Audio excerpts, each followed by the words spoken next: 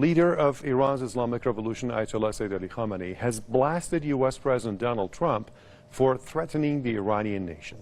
Ayatollah Khamenei says that Trump's Tuesday speech, during which he announced the U.S. departure from Iran's nuclear deal, was, quote, stupid and cheap. The leader says that Trump told more than 10 lies about Iran. Ayatollah Khamenei noted that a U.S. president is in no position to menace Iran and that the nation is standing firm. He said Washington is hostile toward Iran because the 1979 Islamic Revolution cut off its hand from the country. The leader stressed that a U.S. enmity will not stop even if Iran gives in to its demands regarding its missile program and presence in the region. Now let's discuss this more with Professor Mohammad Marandi, who is a professor with the University of Tehran. Good to have you with us, Mr. Marandi. The leader talked about a pack of lies in Trump's speech last night. Let us have your comments on those lies and what some of them could be. Well, from the very beginning, he spoke about Iran supporting the Taliban and Al-Qaida or Al-Qaida. And I think everyone knows that these groups were created as a result of U.S. policy in Afghanistan and Pakistan with the support of the Saudi regime.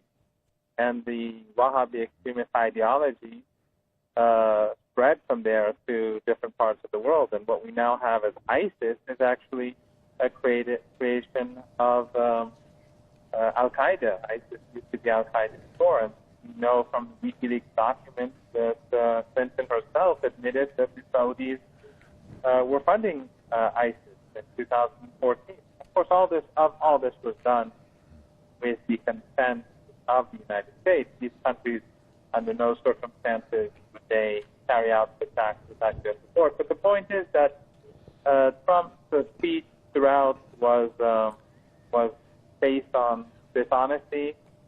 The accusation that Iran's nuclear program had a military motive behind it itself ran against what Pompeo just said a few weeks ago. Pompeo said at the U.S.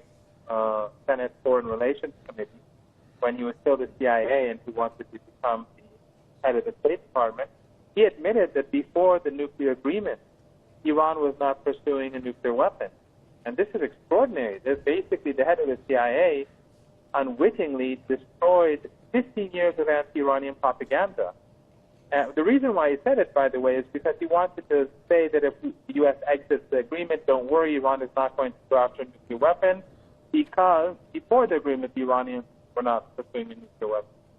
So the point is that this was a dishonest speech, and the United States showed its dishonesty, and it discredited itself with regards to the implementation of the agreement as well. And Mr. Marandi, also tell us about what the U.S. will be facing by actually getting out of a deal which is internationally recognized, also approved by the UN Security Council. Europeans saying that it is not dead and they will continue with it. Well, the Europeans so far have shown themselves to be spineless. And Macron and Merkel both went to Washington and pleaded with Trump, appeased Trump, and he ignored them. He even humiliated Macron with the dandruff flick. But we have to wait and see. Will the Iranians expect the Europeans to give assurances, real assurances, that they will not allow the United States to interfere in Iran's trade?